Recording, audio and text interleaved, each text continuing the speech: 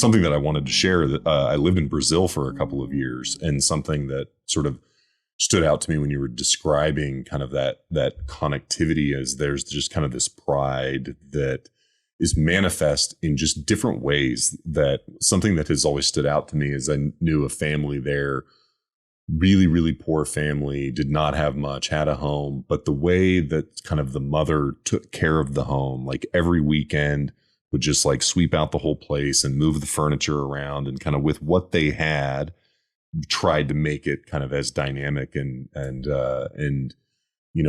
personalized of kind of a space. And I think that there's just a humility but like a sense of just kind of identity that's found in some of those things. And so as you were talking about that, I was just reflecting on the different homes that I was in Brazil and in favelas and like all these different places there as in a missionary capacity, and like that there are just like these deep-seated threads. And so it was a question that I always disrupt the flow with my questions. So we're always like heading in one direction and then like I'll kind of steer.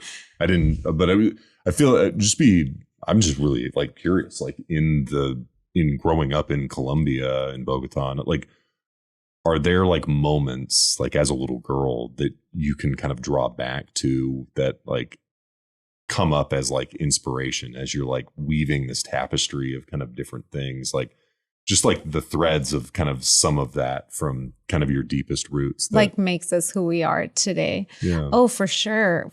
I think living in Colombia, you probably saw this in Brazil. It's such a rich just place to live in, like surrounded by the mountains and like these colors, and the culture is so rich, and the music, like the density of yes. And when you dance, you go dancing. That's why they love, because I'm like, no, we're gonna go dancing till we like drop. And I feel like the culture is very much, it's intense. It's very intense. Everything, very passionate, and I think that definitely shows into like who I am today and how I do things and how I like to like in the videos that I create or the visuals that I create, like that's how I communicate to the audience. I feel like a part of that is shown in every single thing that I create. Like the other day I was telling my mom,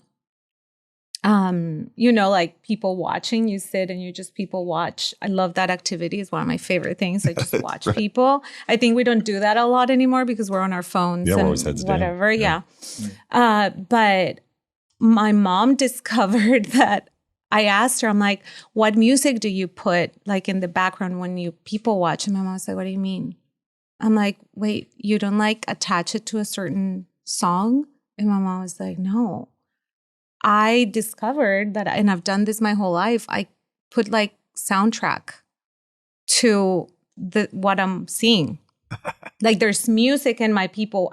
I thought everyone did it. And then I asked Jess, and then I asked my dad, and they're like, no. I'm like, what? I don't know if it's because of my culture and like how cool. Music is so ingrained in it. But I was like, okay. And the other day in New York, I took a second to pause within the busyness of work, and I had lunch by myself, and I ordered a glass of wine, and I did that, and I just sat there and people watched, and it was so like a great soundtrack in my mind. But cool. Yeah, but it's just walking through life just with the music. That's how my mind operates, and in like scenes. And I'm just discovering this. I just thought that's just how everyone operates, but I'm just discovering. That's why I'm bad at time management, for example. I feel like in my mind, the scenes is I wake up, then I go to Curiosity podcast, then I do. But the in-between of like the traffic, that doesn't register in my mind. I just work through the scenes of my day and my life. And then I fail at the in-between parts on how to get there. Yeah, no, I'm totally with you on that one. I am late to everything for a reason, because whatever that part of your brain is, like you said, like totally here for like curiosity, get my workout in this morning, my meditation, like easy. Yeah, all of those. But that space in between of that level of the unknown and how to navigate that effectively, just not my superpower. Same. If I had somebody that would like help me with the logistics on how to get there, and that would be perfect. I just want to plop. Yeah. The fact that I made it here on time today, phenomenal. And like the level of intentionality that I put into that decision, especially this early. It'd be fun to like trade brains for a day, because I live in like you're the opposite, an operations optimization sort of mindset. I mean, the reason this podcast ever actually happened, I mean, we had all the ideas, like ideas for days, conversation around it. It was because Scott sends me a text and he's like, meet me here at this time on this day. It's like a year and a half ago now. And I showed up and he's like, we're starting the podcast. I was like, yes, we are. But had he not had that operational mind, we might still be having a lot of great conversation. Does it give you anxiety when we tell you that? Unrecorded conversation. Yeah. Does it give you anxiety when you hear somebody saying, I just operate like this, and you're like, ah! No, I fully embrace it now. I've learned to recognize it now in myself. And so he's learned to be less frustrated with me. It's a deep privilege to like be, because there are moments where I can kind of get into the kind of creative and like contribute, but I also look at it through the lens of like a lot of the conversation, I'm thinking about what post-production is going to look like. And so like what's going to be required, and like, hey, like mentally marking, like these are kind of the clips, these are kind of where things are going to be. And so like, that's just like my brain, like just thinks in detail like that. Amazing. And it isn't really great for mental health, probably. Like, just like short circuiting all the time. Like, Brad, move that bottle out of the seed, because I see Luisa's face. I'm like, I was just like, I was just doing like a couple of like quick checks, and I like couldn't quite tell. See, but, none of us would have. We're just like here for it, talking. Yeah, that's why with Alejandra, my business partner, when I met her, I'm like, I need you. And she was like, I need you. I was like, this is perfect, because she's exactly like you. It's crazy. While we're talking and planning for the client, she already knows that's like amazing. Who does she need to call, the emails, at what time, like, that very, to like, me. task oriented. Like, for example, once they tell me, can you put it in an Excel sheet? I die. I like just break. Like basically that's it. Lights out. I mean, you do though. You don't give yourself enough credit. You also have the creative chaos mind that you can turn on when you want to. For sure. And when I have to turn on, literally we're at like a point where it must happen. I will turn on the logistical planning side of my brain. Yeah, not at all. Like, man, I just love it. It takes work. It takes so much extra effort. Oh my gosh, this is so much extra work. I'm like, the creative side is the chaos all day. It's so easy. It's just natural. But having to turn on that, like when we were doing our strategy session last week, I was pretty proud of myself. I had next steps. I had a plan. Yeah, dude. I was in it. And once I get into that, I actually really do enjoy it. Same. I find. Once I once apply I get over myself to do it, then I can get through it. But it gives me anxiety. Yeah. That's why I procrastinate on this thing, because I'm like, I don't want to do it. I don't want to do it. It's funny how like my fear isn't in like the unknown and the chaos. Like I feel comfortable there. It's in the like the known and the planning and the logistics. That's where I just like, I get anxiety. Like Sky and I do a planning session almost every week, like on Sunday. And I get so much anxiety when we start. Once we get into it, I'm great. But the starting, I'm like pacing around the house. I'm just like, I don't know why. I don't know why, because I don't consciously like dislike it. There's something about the core of my being just really has this like struggle to take get that in. Medicine. But once I just sit down and do it, I'm like, oh, this is awesome. And we could do this and we could do this and this. And like, I'm totally here for it. I love this because I mean, obviously I know you through the years and our friendship, but I don't know you that well, Scott. And hearing this, like the fact that you're creating a space to hear other people's stories from those two perspectives, because this could like be like in the workspace, for example, it could be a disaster. Like if the logistical side gets frustrated with the creative and the creative gets frustrated, like vice versa. it's not a good thing. Yeah. But to sit down and embrace those two sides and how we operate very, very differently, and then create this space for somebody to come and this is my story, and you see it a different way and you see it a different way, and take different things out of it. That's very cool. That's some of the goal. And it isn't that I like even have to identify as like one or the other. It's just more of like the recognition that for whatever reason, the way that my brain sort of formed over the years, that like I have like this, I lean into a particular kind of side and aspect of the brain.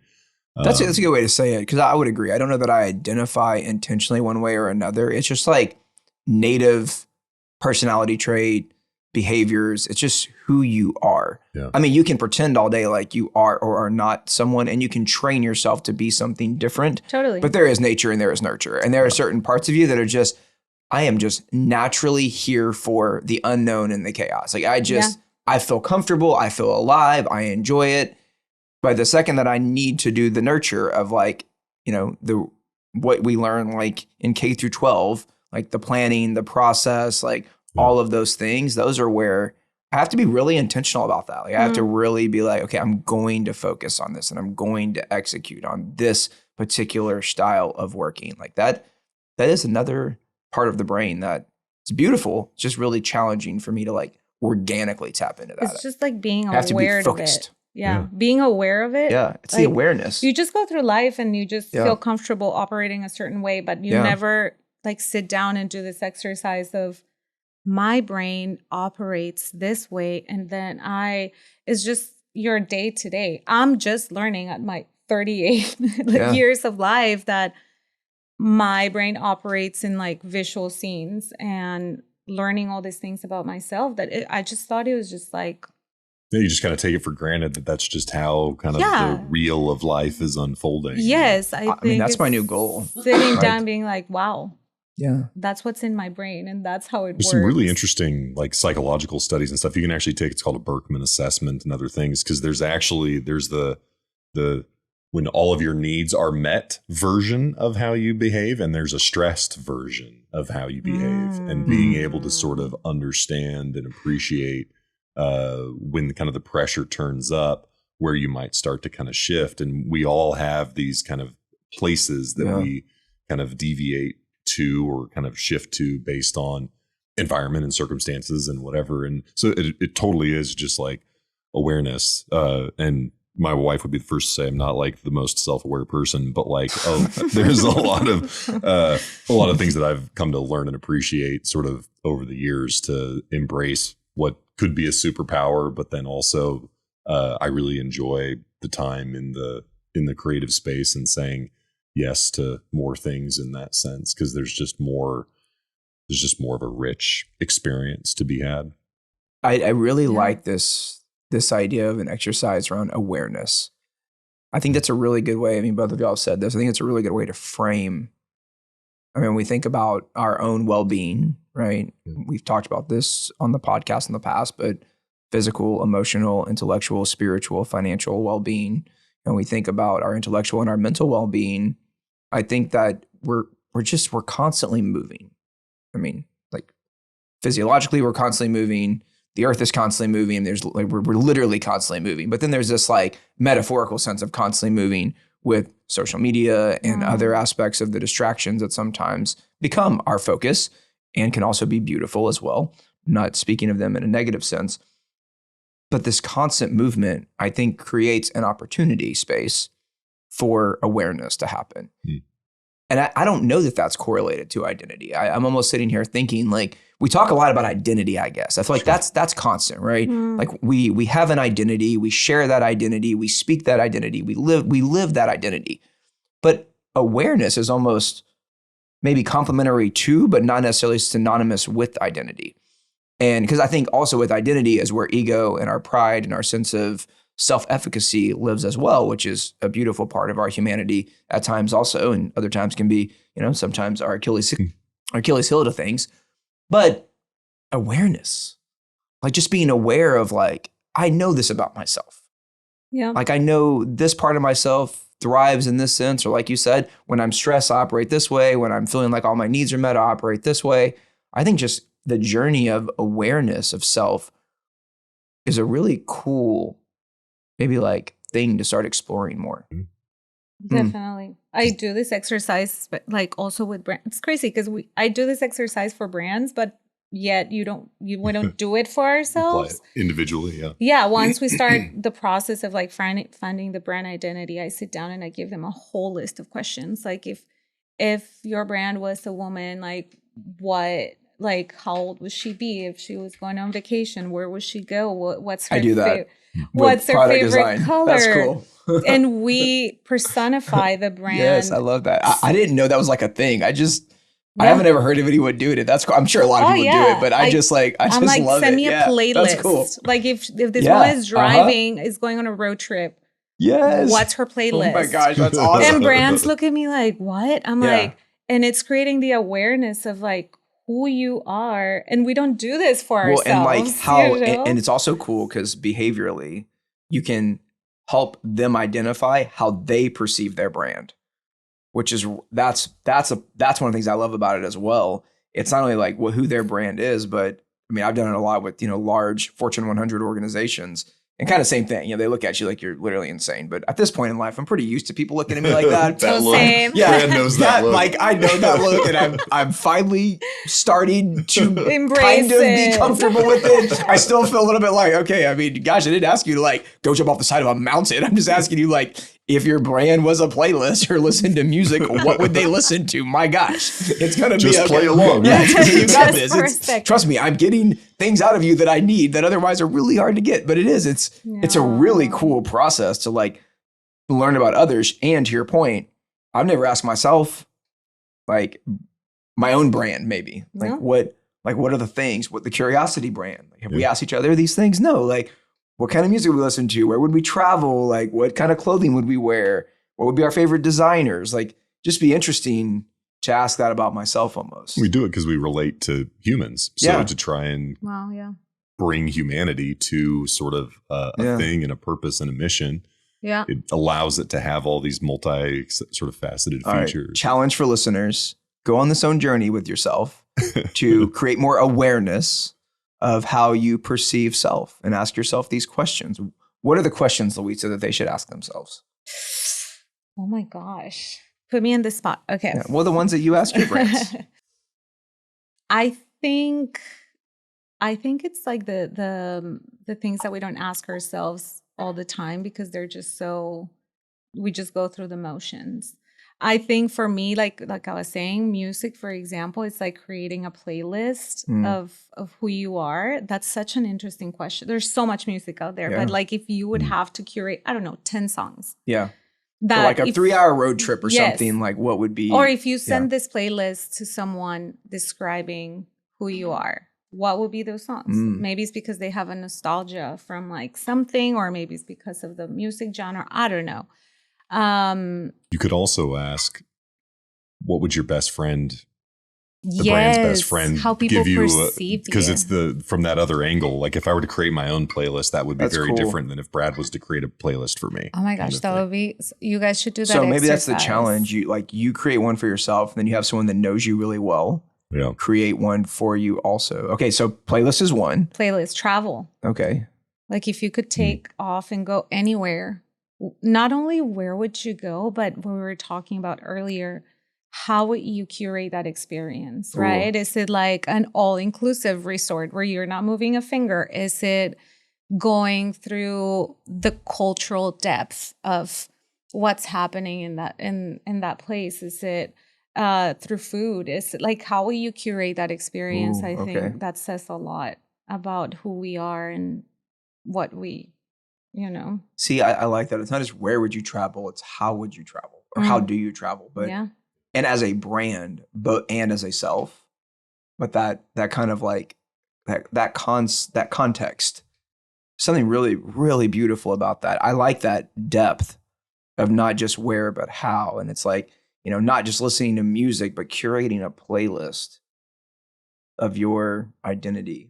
Okay. Yeah. All right. Give us one more. I think the last one should be almost like what you're doing, like almost like a challenge of there's something to be said about like always having something that you want to explore afterwards? So what's like your next, I don't know, what's the next thing for you? Do you want to learn how to cook? Do you want to spend more time with your kid? What's the next priority in your life that you want to be intentional? Learn another language. I don't know. Yeah. Like, but what's the next thing? Something that's going to keep you evolving in your humanity. I mean, getting extremely philosophical for a moment. It's been on my mind a lot over, I don't know, the past 5 or 6 years now, as Sky and I've really ramped up our travel. I've gone on so many existential journeys through that experience. And sometimes it can get a little dark because my brain is my brain and it travels to all sorts of places at times. Like the mundane nature of like constantly going to big cities. Over time, I just got to this point where I was just like, it's kind of the same, but different. It's like people are eating, people are drinking, people are going to museums, and which is not a good perspective, by the way. I was at a kind of a dark place in that part of the journey. It actually happened in Montreal, which Montreal is great, but I don't know why. It was just like, I was almost like, we had been traveling so much that particular season of travel that I don't know why, I wasn't seeing the beauty in it. And then I had this light switch happen. Like then we took a few months off and we got back into it. And it was almost like from like everything is meaningless, because I did get to that point, to that was my own unconscious incompetence, to really like I wasn't paying attention and being present in the beauty of a moment. And I'll use Montreal again in the second example. Like everything is full of meaning. Everything is full of beauty. It was almost like there was so much beauty happening, I couldn't process it. And that was actually happening. I didn't realize at the time. I was like, maybe I was just getting kind of depressed for some reason. I don't know why. Brains do what brains do. But what I really learned is I was so overwhelmed with all of the beauty and the intimacy of the details of walking by a cafe and seeing two people share a moment over a cup of coffee or a meal. Walking into another gorgeous museum and having the privilege of seeing this just gorgeous art, just reinvigorate my senses, right? Being able to like hike up a hill or climb a mountain. It's like, there was so much beauty. I literally couldn't take it in. And so I kind of learned, like, it wasn't that I was not seeing the beauty. It was that I couldn't accept it. I couldn't handle that much awesome. And so that was kind of that. It was a cool journey over 4 or 5 years, but it was also tough because you kind of wonder, like, what is wrong with you? like how can you possibly not appreciate the wondrous moment that you're having? And at the same time, like, you come to have more awareness that it wasn't that I didn't enjoy it. It's that it was actually just, oh my gosh, it was overwhelming to see humanity in their purest form, like in different cultures, living so many different beautiful lived experiences. And yet seeing that no matter where we travel, we all share these intimate moments. Like, oh, that's incredible. I think the city of Montreal owes you a check after that. I think so. Maybe we need to. I went from like, I hate you, but really I love you. I love you so much that I didn't know how much I loved you. And it wasn't really you. It was just kind of you were the metaphor. It's so maybe go to Montreal. It's super Visit cool. Montreal campaign. Yeah, they have badass speakeasies. Like they have some sick speakeasies. Oh my gosh. Like not kitschy ones either. Like real. Like they're freaking crazy. Like big green doors down an alley that you bang on, and 5 minutes later someone comes up and looks at you like you're crazy and walks you down 3 flights of stairs. Like insane speakeasies. I love places like that. It was almost terrifying. Freaks you in out. The best way. Okay, so I think what we should do to kind of wrap up this next part here, we should each go through very quickly, like rapid fire, and answer these questions. I think it'd be fun. So let's pick 3 artists or songs. Okay. Let's pick a place we'd travel and how we'd travel there. And then something that we're challenging ourselves with right now. Man, yeah. Oof. Brad, this can be quick. It can be very quick. I need time. I can go first. You got some time to think. Go. Okay. I mean, I haven't had time to think. That's okay. All right. Playlist. Well, this is easy. Drake. Obviously. We're going to have Drake. Okay, I'm probably going to do 4. Yeah. We're going to have Drake. We're going to have Garth Brooks, obviously. We're going to have Taylor Swift.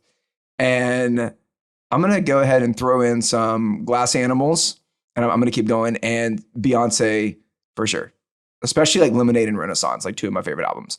Where I want to go, this is also very easy. Antarctica, 1,000,000,000%. but I'm going to be honest, it's bougie B. So we're going to go like Amman style, which is this very nice luxury travel experience you can do there. And they fly you in the private jet, and then you like land on the property, and you have these like blow up like glamping bougie yurts that have like full bars in them and like a 5-star chef. So I mean, I'm going to do Antarctica. Oh my God. I'm going to do it that way. This is so Brad. However, realistically, I could never afford that experience. So I'm going to do a little bit different. There's this, so you go to like the tip of South America, and then you hop on this like cutter style boat, and it's the most dangerous trek of water like in the world. Because like 3 oceans, I think, like converge simultaneously. And you just apparently you stay below the deck for like 12 hours. But here they serve you champagne and like give you food. It's a little rocky, but it's fun. And I have a really good friend named Lori, and she and I have talked about doing this together because Sky has no interest in going. Her husband has no interest in going. So the two of us would do this ridiculous experience over the insane ocean. Yes, I've heard and then this. you arrive, and then you still get the luxury accommodations and like the nice blow up yurts that are really pretty. But the full experience is probably never going to happen. But that version of it in some capacity would be awesome. A challenge. I don't know. This one I have no idea. Let's see. What's something I want to challenge myself with? It's the next frontier, Brad. Yeah. This is tough because I feel like you challenge yourself constantly. Sometimes I wish I'd challenge myself a little less. I mean, I think part of one of the biggest challenges that I'd like to, now this is getting more serious, but obviously everything around diversity, equity, and inclusion, and how do we create more awareness around that in a way that people can relate to and understand of all kinds of kinds, and bring more of society together. And really using curiosity as the platform to do that, and making sure that we're bringing that across every aspect of our humanity. I mean, that's probably one of my biggest challenges right now. And I don't mean challenges in the sense of like challenges, but that's one of the things I'm challenging myself with is how do we use this beautiful gift that we've been given to create more equity and bringing society together and inspiring everyone to just live their best life and build the life they love. Love it. It was way longer than I was expecting it to be collectively. I thought it was going to go really rapid fire. So it's hard to do. Brad, you can't do it rapid fire. It's you. It requires depth of thought. And my playlist would probably have way more on it than that, if I'm being honest. As I started thinking, I was like, and, I can't pick 3. I got like 100 artists. No, I think we're the same way. As I feel like there's got to be some sort of like Apple Music, just like random, like how Netflix does, like where if you scroll too far and it's just like, it'll just automatically pick something for you like randomly. I feel like Apple Music. Like, man, I saw this new young hip hop artist named Murray. Oh my gosh, he's just fascinating. He's another one that I would add to that list. Maybe we need to do like a curiosity playlist. That'd be fun. You should have the Brad playlist and the Scott playlist. Yeah, we really should. Just put them together. Yes. Yeah, and just mash them up. It's going to be like some like jazz will be in there for sure. And then I'm going to pop over some country. And then Scott's going to throw in like some heavy metal. Got a you like heavy metal? I have no idea if he likes heavy metal. I totally just threw that in there, having zero idea. It just felt right. Honestly, yesterday I was listening to Blink-182's first album from '94. Yes. Oh my gosh. A good throwback is amazing. Scott and I just got back from Red Hot Chili Peppers in Philly. That was my first concert ever. Was a Chili Peppers concert. Dude, they are still freaking incredible. I was 14. I mean, just killing it. There were only 1,000 people in the venue. They played in a Portland like downtown restaurant. Oh my gosh, that's epic. Yeah, it was something else. So I grew up in the Pacific Northwest, so all my bands are like Nirvana, Foo Fighters, Soundgarden, Pearl Jam. Wow. That's like and I grew up in the South. That's why it's country. And hip-hop. That's right. See, I grew up in Colombia, so my playlist would be salsa, old school salsa. That's awesome. Like almost like son cubano. Mm-hmm. Yeah. Oh, that to me is for Jess. Every time we get in the car, I'm like, play. He's like, here we go again. And then I've got my Brazilian playlists, which bossa nova, pagode, and oh my gosh, yes. There's a bunch of Brazilian rock that's pretty great too.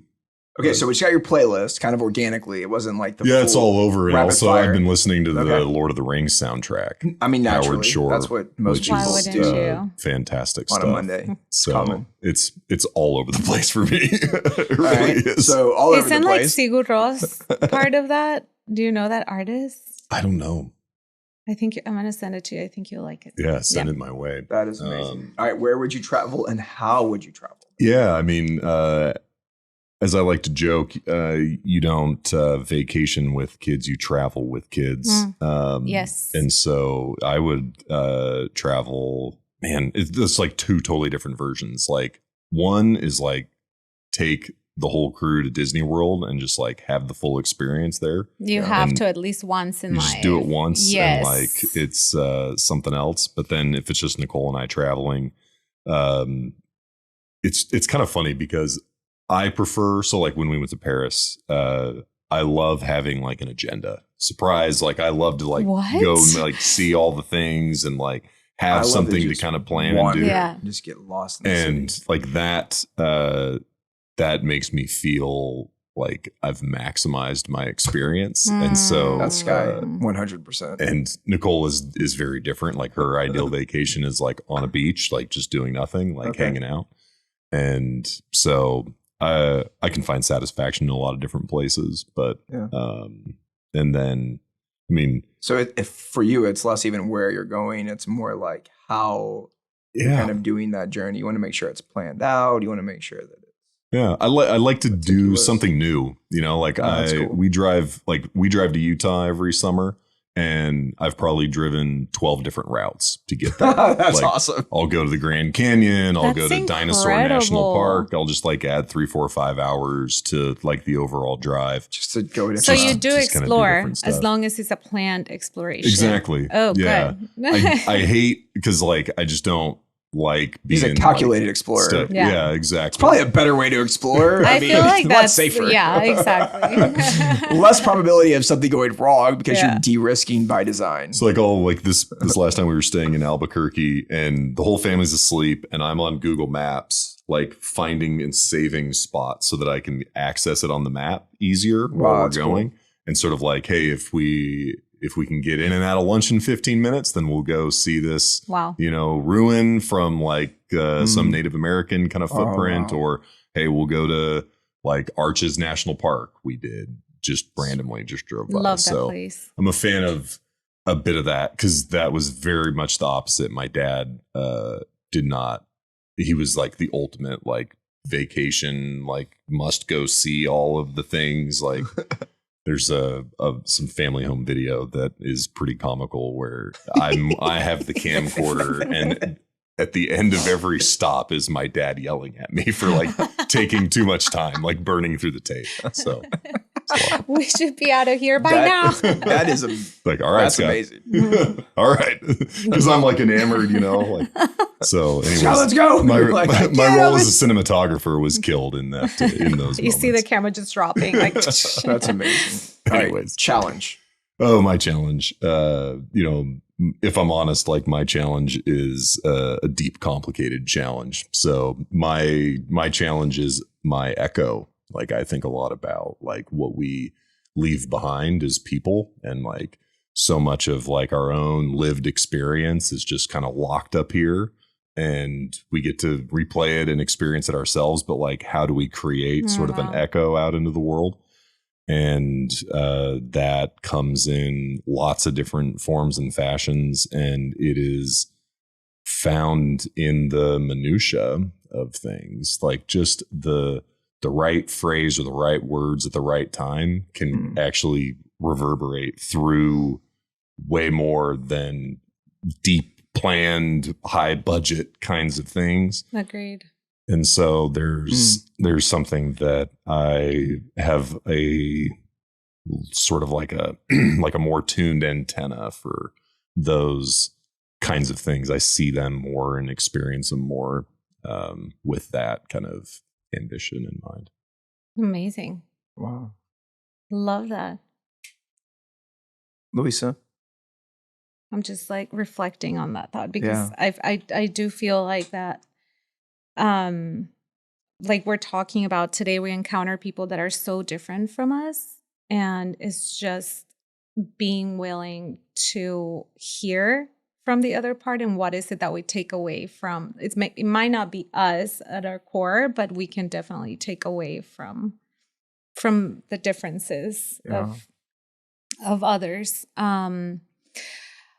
For me, music, like I said, old school salsa, like Hector Lavoe, stuff like that, like son cubano, could hear that all day long and dance. Who's the artist that you always freestyle or like do like the rap? Oh my gosh, stop. What artist is that? Some like kid from somewhere in Central America that had like a one-hit wonder when I was younger, and I learned the whole rap. And you still know the whole rap. And every time I drink one extra drink, I want to rap it, and it's out of control. Classical music. Yeah. I was a classical ballerina for many years when I was younger, and I think I grew an appreciation for classical music in general. When I work, every time I need to concentrate, I play classical music. So that for me, or long road trips. And then I don't know, maybe some reggaeton there to dance. Love it. Where would I go? Probably Ireland is in the bucket list. Sky really wants to go there right now. She's asked me like 3 different times. Yeah. About it. Yes. It's funny. Let's go. I would love to keep exploring Italy. Yeah. I've only done north. I want to explore the south. My family, my dad's side of the family is from there. So I would love to see that. I think for me, traveling has changed a lot. I grew up with a dad that was planner to the T, and the idea of vacation was going to like some high-end hotel where we could like do activities, but like jet skis and then I married the ultimate wanderer. Let's just go explore. It's a good way to describe it. The ultimate wanderer. Yes. Yep. Let's go hiking, and there's a sign that is like warning, no defined path, just it's like, let's do it. I'm like shaking behind him. I'm like, okay, let's do it. The undefined path. Yeah, that's him. We're working on this like book of uns for this year, finding words that have un in them, and we probably got 5 or 6 just from this conversation. Pretty oh my gosh, I know. Yeah. So how y'all would travel would be wandering. Yes, it's definitely pushed my comfort levels to the max. It's not my nature. I mean, I do like to explore, but I think I am not to that extreme. But I feel like if it wasn't for him, I wouldn't have seen the most beautiful places that I've seen and experienced the most amazing things that just challenged me. So that's a way of traveling. Everywhere we go, we have to find something unplanned to do, which I'm getting more and more comfortable with. The kids loved it. They're like, yes, let's jump off the cliff. And the whole family's like, yes. And I'm like, no. And I think challenge, I came back from our summer trip wanting to take history lessons. Mm-hmm. I've always loved it, but it very, like, not as like applied, just like because I love history. But when you go to a place and you get to experience and what that specific history did to even the world that we live today and how it shaped our culture, and it's so fascinating to me. So I definitely want to make it intentional to learn more about the history of the place we live in. So I think that's my next challenge. Oh. Well, my anxiety's up because it's past noon. Oh my gosh. Is it really? Oh, wow. I committed to Chuck that we'd be in here in a bit. This has been super cool. Yes. This is a lot of fun.